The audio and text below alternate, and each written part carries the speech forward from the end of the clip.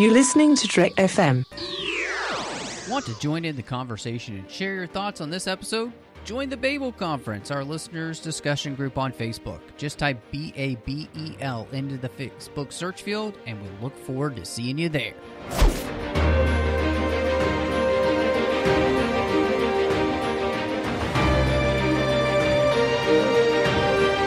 The 602 Club proudly presents Snyder Cuts, a podcast devoted to the directorial work of Zack Snyder. And I am just one of the hosts here, Matthew Rushing, and with me, as he is every single week on this journey, the one, the only, John Mills. Hello, and welcome back to Snyder Cuts for what is going to be a really interesting discussion this time as we delve into the documentary efforts of one Mr. Zack Snyder.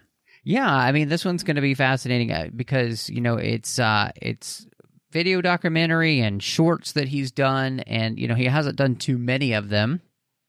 But you know, he did work with the illustrious Michael Jordan. So, you know, I mean, I think that's a big feather in your cap. But before we get there, you can find us wherever you get your podcasts. Of course, we're in the feed here with the 602 Club. So thank you so much for checking us out. Make sure you're subscribed so you keep getting the podcast as soon as it drops. And, you know, if you like the show, please do give us a star rating review over on the Apple system. But, of course, wherever you get your podcasts, follow us, you know, over on social media, over at Twitter. We're at the 602 Club. Of course, you can always use the hashtag Snyder Cuts. And, of course, we're also on Instagram at the 602 Club TFM. And then we're on Facebook at facebook.com/Trek.fm. We've got the listeners-only discussion group, the Babel Conference, and, of course, Trek.fm, where you can see all of the shows that we are doing here on the network.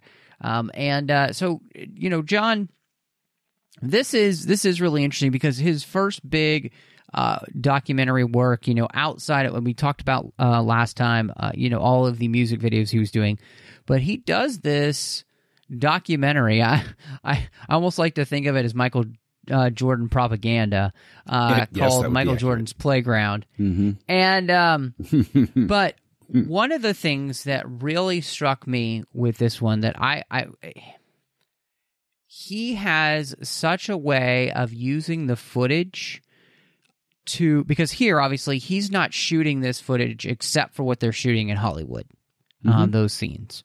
But the footage that he's using of Michael Jordan from all of these games, and then on top of the footage they've shot, you can tell that Snyder, with whatever subject he's shooting, if he has this way of making it so heroic. Yeah. He really has a way of portraying whatever his subject is as heroic. And honestly, I kind of think that's something we're going to see throughout all of these shorts, all the way to Snow Steamed Iron. And that's something that really stuck out to me. Like, he has a way of you know, taking heroic people or are making you feel like they are heroic.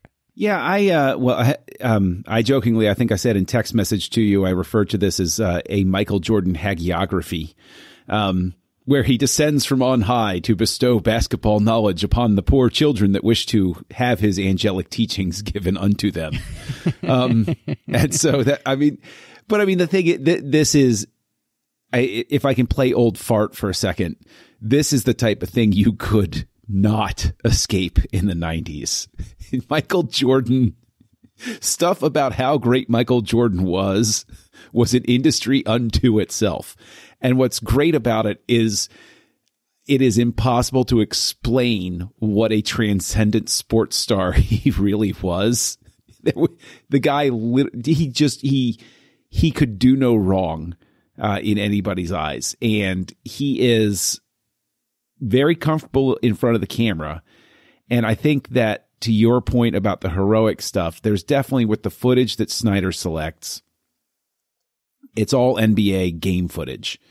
But he makes sure to choose a lot of the, you know, Marv Albert, oh, there he is, you know, that really, the commentators going crazy when Jordan does something, and choosing when he, you know, sinks a, you know, he drains a long three. It's slowed down just enough, that way that we are familiar with. Now, as much as I know it's him behind the camera, that's why I'm looking for that, there's still nothing that really jumps out in Michael Jordan's playground, no pun intended, with the exception of his camera angle choices when he goes to that playground. If I didn't know it was Zack Snyder, I would simply say, oh, that's a neat camera angle. The fact that I know it's Zack Snyder, where he positions it in a certain way, the way he frames a two shot, and the way that he has, he's not a fan of dead center. He always has his subject a little bit off to the left or a little bit off to the right. And it creates for a pretty interesting sort of framing. And additionally, he's no Wes Anderson where everything is centered. He's no Stanley Kubrick where everything's going to be, right. Middle of the frame. But he's obviously very early in his career here. He's in a very controlled situation.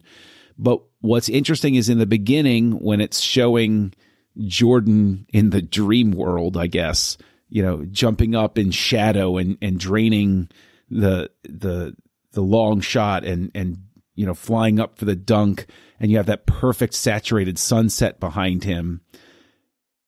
Since I know it's Zack Snyder, I can look at that and say, oh, I'm going to see this sort of thing come back in 300 when they're pushing people off the cliff. I see that eye sort of developing there for him.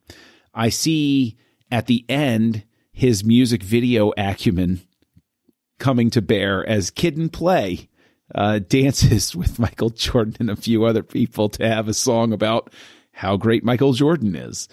And, there's a charm to the behind the scenes stuff that he selects, for the credits sequence. But I'm not going to write long glowing praises of this. This is very much grist mill NBA films, let's get the kids watching sort of thing. Buy the videotape for $10 sort of thing. Yeah, and one thing that, also stuck out to me, which I thought was very Snyder, was the way that he shoots the, story of the young boy, and, the lighting choices that he uses, as, he's at the tryouts. Just the slow motion that he's using with that to accentuate every little detail of it. I think that's all stuff that we will see, obviously, especially once we get to 300 and beyond. Again, we talked about with his music videos, and it shows up here, his love of playing around with saturation levels and light levels. And you can already tell that, he's somebody that I think has an eye for that, right? He's trying to find all of these different ways to create something to be more cinematic than it should be, right? There's no reason why this should be as good as it is in what they're shooting in Hollywood. And it, all because he just decides to use a few different types of camera angles and light levels and everything that do kind of, change how things look. It was really interesting. I don't know if it was when Michael first showed up on court, and as much as I usually use last names, Michael Jordan, I want to be like Mike. So, we all refer to him by his first name. But I think that with there's one shot in specific where you can see the limits of the lens. They haven't cropped it or zoomed in or anything. Like there's that fading around the sides that, I don't know exactly what it's denoting, but I thought it was very interesting because, to your point, a lot of these shots are more artistic than they need to be. They could have just churned this out and nobody would have cared. Nobody would have batted an eye. But this is obviously somebody, again, early in his career, taking the opportunity to do something a little more interesting with it than he needs to, because he wants to start learning. He wants to start putting his ideas into practice. And, he can quietly do it here. Well, and even just the messaging of, what Michael's saying to the kid is quite different than the kind of thing you would get today. And it's very Michael Jordan. I mean, even today, we have both seen The Last Dance. And, when you see Michael never made any excuses. And that's pretty much what he tells this kid. This kid is trying to make excuses to him about why it was everybody else's fault. And Michael's just saying to him, basically, prove them wrong. Who cares what they say? You have to put in the work to prove them wrong. Otherwise, basically, you're at fault. And and he says it nicely to the kid, and he encourages him nicely. And in a, I would say, a very mentor-like way. And yet, it's just, I think it's a very Michael Jordan message, which is you work your butt off and you prove to everybody that you are the best.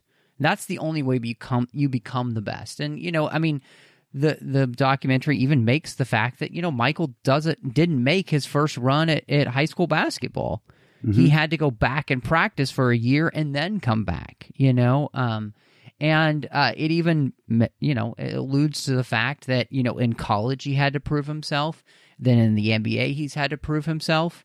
And I was really, and it was, we talked about how this is kind of this glowing Michael Jordan thing, but, Michael even talks about this idea, look, everybody was paying attention to what I was doing with scoring, but I wanted to be known as a well-rounded player, so that made me work even harder on my defensive game. And so the messaging I think here is such, it's very, like classic kind of Americana, which is you pull yourself up by your own bootstraps, you do it yourself, and you prove everybody wrong who's telling you can't do something. And, that's something I thought was really interesting. And, fascinatingly enough, I know Snyder is a little bit obsessed with Ayn Rand.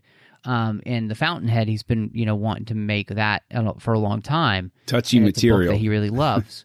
Yeah, exactly. Yeah. But yet fits very well within the message that Michael is giving, right? Yes. Which is he's exceptional, and he's going to show himself to be exceptional to everybody on the planet until there's nobody that doesn't know his name. And literally, Michael Jordan did that. And the thing is, you mentioned the Fountainhead. That's the whole point of Howard Rourke, is he's going to show the world that his architectural ideas are the best. Yep. And everybody else wades through and gets caught up in other discussions having to do with Rand and all of that type of stuff. But at its core, the reason that book would speak to an artist is, this is my vision. Don't make me compromise my artistic vision. Yes. Because this is how I speak to the world, right? And so, doesn't that make sense when we have the guy who, inspired an entire legion of people to get us to allow him to be able to create the Snyder Cut? I mean, no other person has done that. That is incredible. Yeah, we'll have plenty of time to sort of delve further into that. But it's just fascinating. Yeah, it really kind of is, and I really hope he does. In all actuality, and I know this is derailing here, I have read The Fountainhead, and it's a fascinating book. There are so many things about it that are debatable. There are so many things about it that it's actually beautifully written. Regardless of what you think of anything else. And so I will be, and it's been turned into a film before many years ago. Yeah, it has. Yeah. I would be fascinated to see Zack Snyder's take on it, what he would choose to keep, what he would choose to cut. And yeah, but to your point, yes, this is the sort of thing that winds up getting mocked, but at the same time is I consider it such a necessary aspect of a cultural sort of thing, that we have those heroes, those heroic figures, and undoubtedly Jordan in the NBA played into it, and the superstardom and the admiration everybody had for him. Michael Jordan had the ability, the freedom to be a Dennis Rodman, but he chose to be Michael Jordan.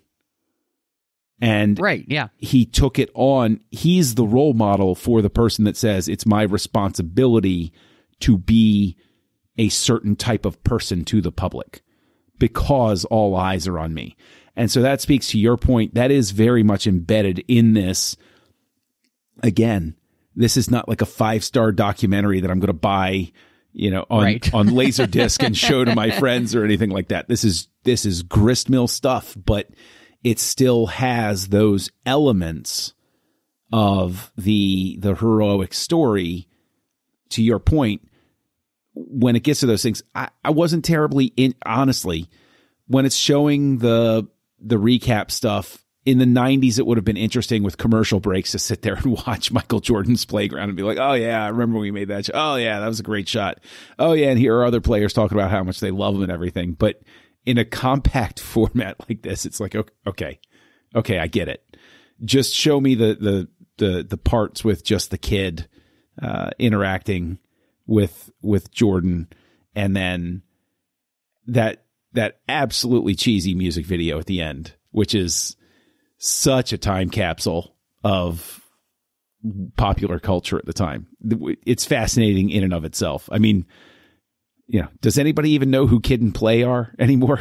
I mean, I know who Kid and Play are, but does anybody even know anymore? And I'm not saying that. Well, I'm not saying that as like a dig. Yeah, I'm not. No, I know. I'm saying I didn't know who they were. I had to look it up because the stars of House Party, House Party 2, and House Party 3. Come on, man. I know, shocking. I'm just young enough from you. There's just enough of an age difference that there were things that you were, you had older brother. It helped you kind of see some things and stuff. Like I didn't have that. And, my super conservative family that I grew up in, that was not going to be a thing I was going to be watching. So. Oh, but see, I was undoubtedly cooler than my older brother. I'm pretty sure I, showed him a thing or two. If he ever listens to this, he's still able to mop the floor with me. So I'm just asking for trouble right now. So we debated on talking about this one, and but I think it fits obviously with his shorts. And, it's the Lost Tape, Andy's terrifying last days revealed.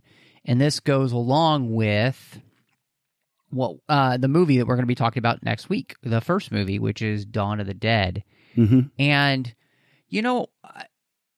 I was actually struck by how much more relevant this feels over the last year and a half now, it seems like, than it maybe would have when it came out. The themes of the zombie apocalypse thing, it's never been about the zombies. It's been about what the zombies represent and what those situations reveal about the nature of society and how we interact with each other within it. So yeah, I mean, it's an interesting side piece to Dawn of the Dead. Right? Like that. It's enough of a taste if you like the film and you like the character, which I thought the Andy character was pretty interesting. That's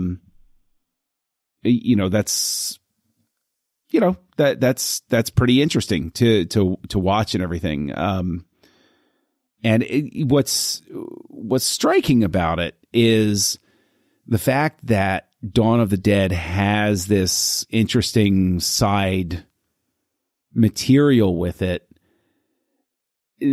Dawn of the Dead was, just on the cusp of the multimedia experience, if you will.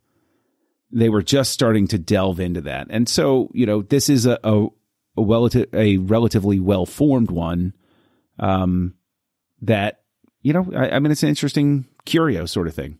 It's kind of silly watching it, it's this kind of silly thing. But this is, in all honesty, I've not seen Dawn of the Dead yet. It's the one Zack Snyder film that I've never seen. And so, it's one you've seen and I haven't seen. So we're flipping the tables there. And I think it's going to be really, interesting to be able to go in and watch. And mainly, I'm not a huge zombie person personally. And so, it's never been kind of my genre, unless it was like Zombieland, where it's more funny. And so, but this, I was just struck by how it is an interesting picture of what happens, when somebody is basically locked in solitary confinement for an extended period of time. And, like for the longest time, you don't know who he's talking to. You think that there's like somebody off camera, and it turns out it's just his fish he's talking to try and keep him basically sane. And then he's kind of exchanging messages for the people at the mall across the street and all. And, it's a really, having, lived through what we did in 2020, where there were some weeks there where it wasn't really seeing very many people at all, this just had a totally different feel to me watching it now than I think it would have if I'd watched this, 10 months ago, over a year ago, where I would have seen it and I wouldn't even really have thought of it. But there's something about it that has a whole new connotation now, which is fascinating to me when media can do that, where, something may come out at one point and it's, whatever. But now it has a whole other interesting side to it, which, obviously Snyder doesn't intend. But that's just the power of what media can do, how it can change with the times and have a whole new meaning to it, which is what makes, filmmaking, I think, so fascinating, and the way in which people respond to that filmmaking throughout the years and what they bring to it. I am going to be very interested to get your reaction to Dawn of the Dead. And I think this is a good foretaste of it, for you to have an idea of the type of themes it explores. And I don't want to say too much more about it in specific, because then we start sort of touching on my feelings about the film, and I haven't done my rewatch yet as we're recording this. And so I haven't watched Zack Snyder's Dawn of the Dead in many years. I saw it in the movie theater. I watched it a few times afterward. And this time I'm going to watch the unrated version. So I'll be very interested to come back and revisit this and talk about those sorts of themes, as well as, because I know you're not a zombie or a horror fan, I'm going to give you fair warning. Snyder doesn't shy away from the blood and guts in Dawn of the Dead. Just going to let you know. Yeah. Going to give you. And I'm pretty well aware of that. I've seen 300. I know his predilection for gruesome guts and gore. So 300 is a candy colored daydream compared to what happens at Dawn of the Dead. And trust me, it's not Bone Tomahawk, which I highly recommend to anybody that has a high threshold for disgusting things. But it's not Bone Tomahawk, but. Yeah, it's gonna. I can't wait to see Dawn of the Dead now. Yeah, talk about it with you. It's gonna be. It is really gonna be fun. And I think this is the fun about doing this show. Is just again revisiting films like this. And seeing a progression of an artist. And this is something that's really interesting to me. The next short we have is Superman 75, and it's an animated short that. Zack Snyder directed for DC to celebrate 75 years of Superman, obviously. Yep. And how can you watch this and say this guy hates Superman or doesn't get Superman? Because this is literally a gorgeous representation of every era that Superman has existed and how each one is slightly different from the other. Okay. Yeah. I mean, this is a loaded conversation that's going to keep coming back. But I think what it is people mistake, and this gets back to, I guess, the whole visionary artist discussion, Rourke, Fountainhead sort of thing. But people, I will say this, I agree with you. People mistake not liking the way Snyder tried to explore Superman with quote unquote not getting Superman, because this is a really fun, loving tribute to a character that has meant so much to so many people for at the point where it's made 75 years. 75 years. That's a long time for a character to endure. And it's a long time specifically for comic books are pulp children's material at their core. That's where they start from. It was a way to get kids to spend 5 cents when they went to the drugstore with mom and dad and, have a fun adventure and escape and stuff like that. This little, what was it, 4 minutes, I think? Is it even 2.5 minutes? Yeah. I mean, it's very brief. Yeah. It's a super short thing. It's a lot of fun. Like, this is the type of thing I actually wish they would start putting in front of superhero movies instead of, the Marvel the Marvel logo sort of has this vibe a little bit, but it's more about, hey, Marvel is so great. And even the DC one shows the different characters with the light behind them, and it's really rousing and stuff like that. I'd love to see something like this. Take this, show this in front of the next Superman movie. Have something like this for Batman. I like these little shorts, and this is fun. This really actually does do some cute things too with the way that the character animates and the way that the character changes. And even just the sense at the end of it where Snyder is conveying with, showing his version of Superman at the end of it, he's conveying he knows he's just part of a tradition. This isn't his character. Yeah. This is a character he's just given his spin on. Like he's carrying the flame forward.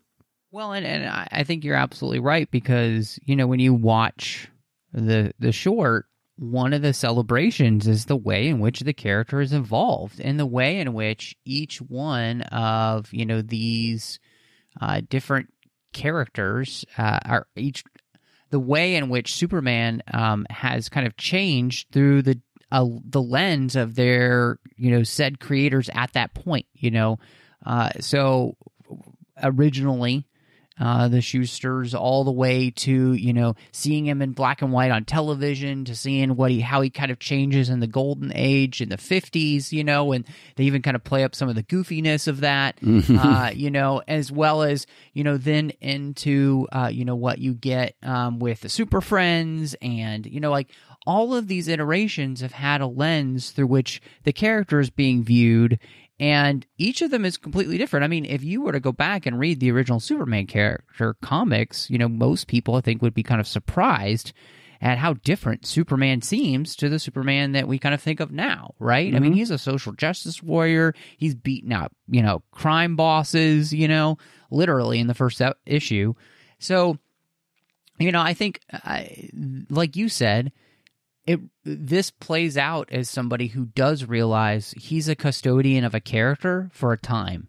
Mm-hmm. And he's just a long line of people who have put their lens, their creative lens on this character and tried to do it justice, do it justice.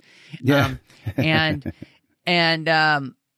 It's like you said, it's a fun short that really, I think, does celebrate something that I think everybody's surprised that a comic book character has lasted that long, and now it's even longer. I think Superman's over 80 years now. So, like 87. Yeah, it's been a while. Anyway, it's been a while, and it's he looks great for his age. Yeah, he really does. Yeah, but also there's a really interesting thing because, to speak to your point about showing how he's evolved, he's evolved, but there's also a thread throughout this with what stayed the same about him, which is that larger than life heroism that everybody looks up to, that everybody wishes, if they had the power of Superman, that they'd be like Superman. Everybody wants to believe that they would be like he would, and not the way that we're afraid we might turn into. And isn't that kind of an interesting connection with, like Mike in Playground? Like, we all wish that we could be like that, like Mike. What we see. Yeah, it portrayed. So that's an interesting connection there, that some of the, and it might be an interesting theme just to kind of look through to see, as we talked about, this ability of Snyder to kind of place his characters lovingly into the camera and portray them as heroes, even if what they're doing is maybe morally questionable, which I think gets us perfectly to Snow, Steam, Iron, where, this is a short film, very artistically done, and, very much portrays a horrible situation for this young girl who we can see has been used. It looks like, in the early pornography industry, been abused, and finally has had enough and takes her revenge. And I would say, this comes out in 2017. This is everything that Snyder has learned and used in his previous works, all put into, a 4-minute short, in the sense of the type of saturation that he likes, very intentionally saturated in a certain way to bring out the hyper reality of this, as well as the almost fantasy-like nature of it too. But I mean, it's absolutely gorgeous. Like the composition of every shot here, is something you feel like you could pull out as a frame and just marvel at the beauty. So yeah, I mean, it's so, I just find it so well done. I'm really impressed that, 4 minutes you can pull something so emotive and so heart-wrenching and so terrible, and yet so kind of like empowering all at the same time. Yep. I mean, you encapsulated it perfectly. I was so incredibly impressed by this. I saw, I mean, it's one of those things where I looked at it and people think it's a lot easier than it is to tell a complete story in 4 minutes with no dialogue. I mean, that's not terribly, like, this was reminiscent in a certain way for me to what Tartakovsky did with with his version of the Clone Wars. Oh yeah, with those little micro shorts, those little 3-minute shorts. Can you tell a story in that time? And Snyder does, and he makes it interesting. What I saw a hint of here was stuff I want him to indulge. I want to see more like this. I don't want to see now the caveat being I do want to see his version of Justice League very, very much. Right. But I don't need to see a 2.5-hour blockbuster from him. I like this. This is really efficient, clean, interesting, visually stunning. And I would like this is the one where I would pick out. I would say this is like a 5-star experience. Like, I'm going to think about this every so often, and I'm going to revisit it mentally because it's really something special. You know what it reminds me of, honestly, is Lucas's work in THX. Yeah, Lucas was definitely in this realm back in those days. The more abstract stuff. The I don't need dialogue. I can put this together. It just reminds me of all the things, like Lucas has always talked about doing more experimental films, and things he might shoot in his backyard that nobody ever see. And this is kind of what I expect, like the kind of thing Lucas might pull out of his back pocket, just something more like this. And so, yeah, I think that was something where I was, Snyder definitely loves pushing the envelope and I think trying to see what he can do. And this is one of those places where it definitely seemed as though he almost felt like this. He kind of needed maybe a palate cleanser after his experience with Justice League. And because this is 2017. And so he's working something out. He just needed to do something that was completely all his own and nobody was going to tell him no, I think that there's also, with some of the bloodiness and some of the imagery in here, he's working something out emotionally in this piece. And I don't think it's autobiographical by any stretch. I'm just saying there's a lot of there's a lot of pain behind this. I look at this and I see somebody who's processing something that is really heavy.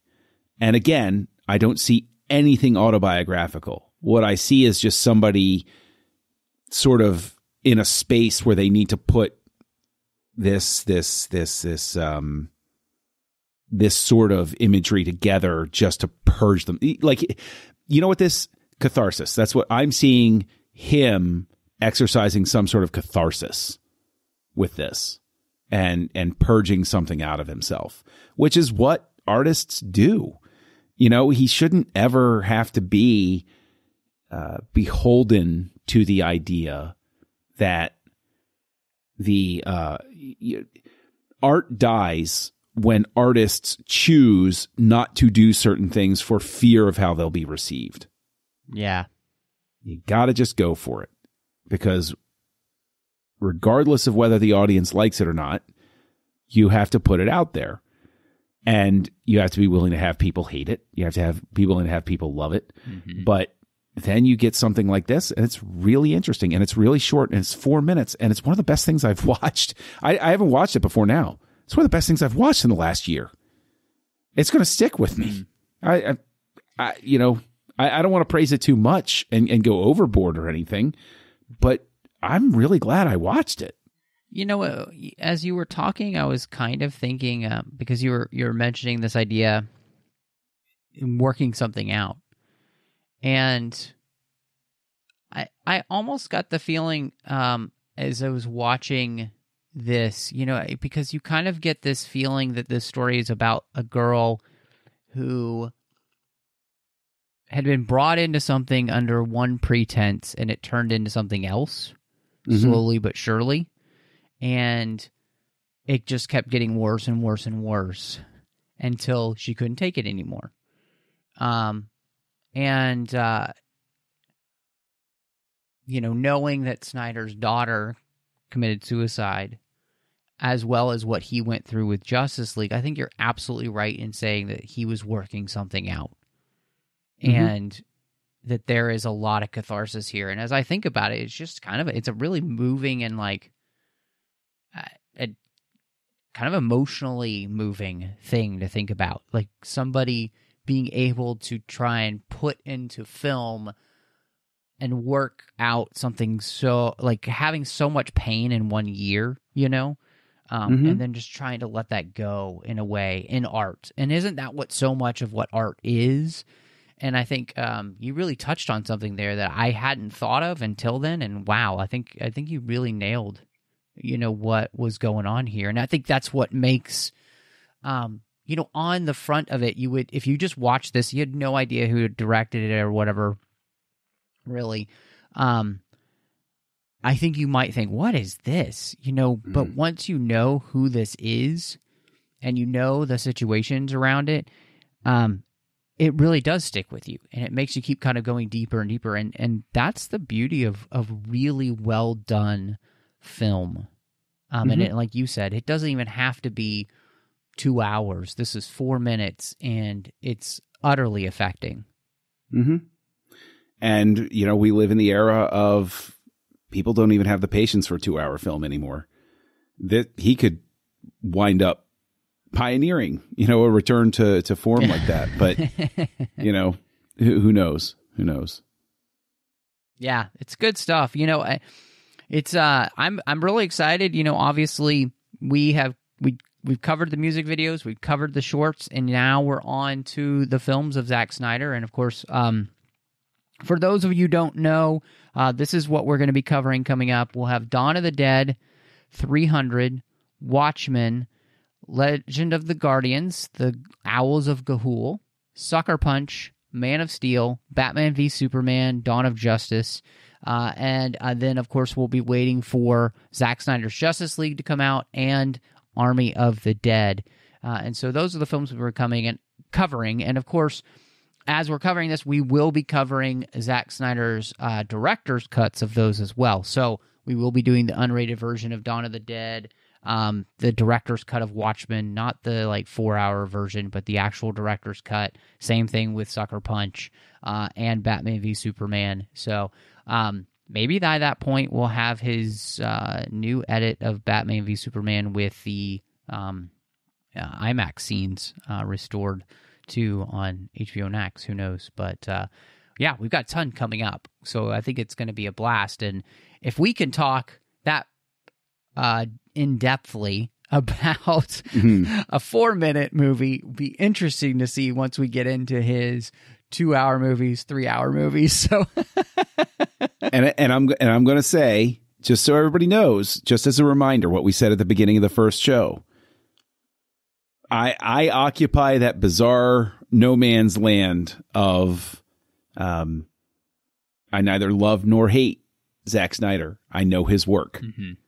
And so I'm coming at this, and you're coming at this from your perspective as well. This is not something where we're just going to be gushing, or, it's not going to be both of us gushing over everything. This is going to be a really honest look at these sorts of things. And I'm excited to look at the director's cut of Dawn of the Dead and the director's cut of Watchmen, because I know specifically what my issues were with the theatrical cuts of those.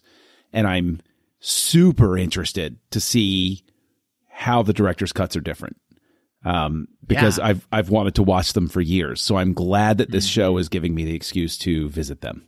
Yeah, really cool. So, well, we do want to thank you for joining us, and of course, make sure that you check us out wherever you get your podcast and you're subscribed, and we'd love to hear from you on social media. But John, if people did want to catch up with you and of course see what else that you have going on these days, where can they find you? Well, you can find me as Kessel Junkie on your social network of choice, KESSELJUNKIE. I recommend Let's Connect on Letterboxd. Letterboxd is fun. Letterboxd is a place where you can't have dumb fights. So although occasionally I creep into Matt's reviews and leave snarky comments, but that's just for fun every so often. And then, of course, you can find me on KesselJunkie.com when work isn't crushing my spirit. And you can find me over on the Nerd Party on the House Lights series, where we look at different directors. And you can also find me on Aggressive Negotiations, a special type of Star Wars podcast, where I have a delightful co-host by the name of Matt Rushing. Yeah, we just can't get away from each other. That's really what it is. It's called a curse, just in case anybody's wondering. A gypsy curse that's been cast on me. Yeah, it's called Your Lucky Day. But you could find me all over social media under Matt Rushing02. You can also find me here on the network doing The Orb, as well as Literary Treks and the main 602 Club show. The Orb is about Star Trek Deep Space Nine.